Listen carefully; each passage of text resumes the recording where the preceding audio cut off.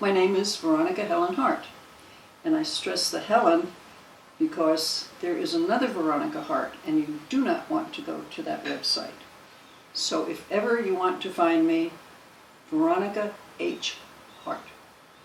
The latest book that's coming out is not even on the table because it's in production right now with Champagne Books. It's called Boy Comes Home.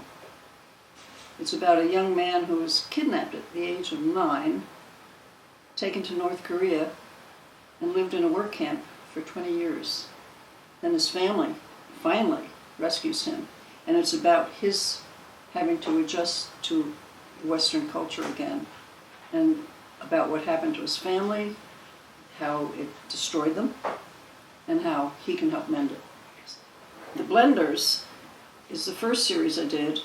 I started that with The Prince of Keegan Bay in 2009. I wrote that as a National Novel Writing Month challenge, which means you write 50,000 words in 1 month without editing. So I got a kick out of the story, and I really enjoyed writing it, so I edited it and entered it in a competition, and it won a gold medal.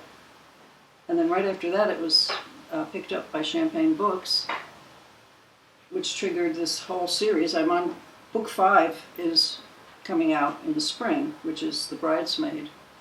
And I am currently working on book 6 as part of this November's National Novel Writing Month. So that was fun. But then I did a book called The Knife, which is part of my Paranormal Press books. It's a paranormal murder mystery set in Georgia. And that won several awards. And people kept saying, gosh, we really like her. Can you write another one?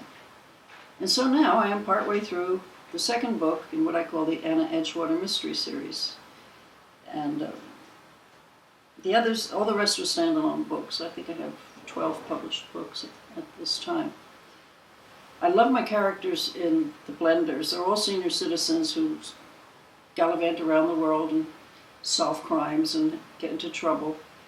Old Howard's one of my favorites. He's 90 years old and about 6'2". He's a World War II veteran, and he makes sure everybody knows it and knows everything about all his exploits. He's a lot of fun, and people always cheer for him. And each time a book comes out, they'll say, I hope Old Howard hasn't died. I love every one of my characters. They're all real to me. I think that one that affects people the most is Elena, the girl with the piano. That's the World War II story. And that one was based on truth.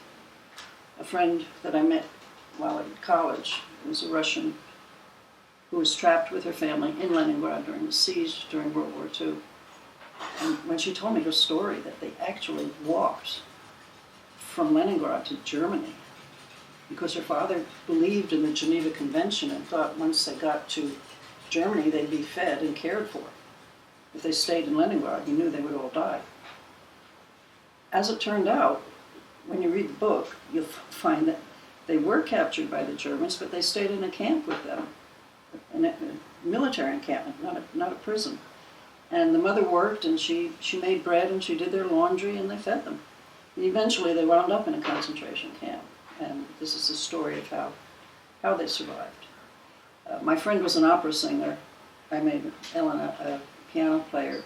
So that's set in 1900 during the election year, and Elizabeth Eckert is out to destroy the chances of Justin Pembroke to become president. And she intends to use her daughter and granddaughters to make this happen. Unfortunately, her daughter is a drug addict. So she has to go find her, clean her up, and then get her on a train to Kansas City, where the convention's being held.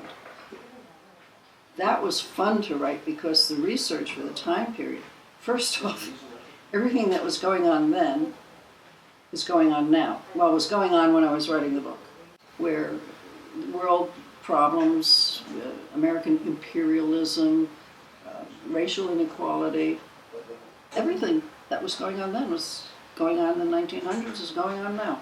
Fun thing was I found out going from Albany, New York to Kansas City by train, At that time, there were also what they called the orphan trains, where well-meaning social women in New York City rounded up poor children and homeless children, put them on trains and sent them west where people would adopt them. These women were thinking they were doing good. Most of the children wound up more like slaves, or in the case of the girls, wives to the farmers. And it was not a pleasant experience. So it was interesting to learn all these facts. And so I wound up including a carload of orphans for my granddaughters of this woman to interact with before they got there. The fun part about writing Escape from Iran was revisiting all the places we had been. And then to The Girl Who Escaped is kind of based on the writing instructor that my girls had when we lived there. She didn't get out in time during the revolution, so the soldiers at the stables where we used to ride were very fond of her, and they hid her until she could find a way out. When I wrote that book, I actually wrote it in 1980. The publisher liked the book, but at the same time, Ken Follett's book, and I think the title was The Eagle Has Landed, came out.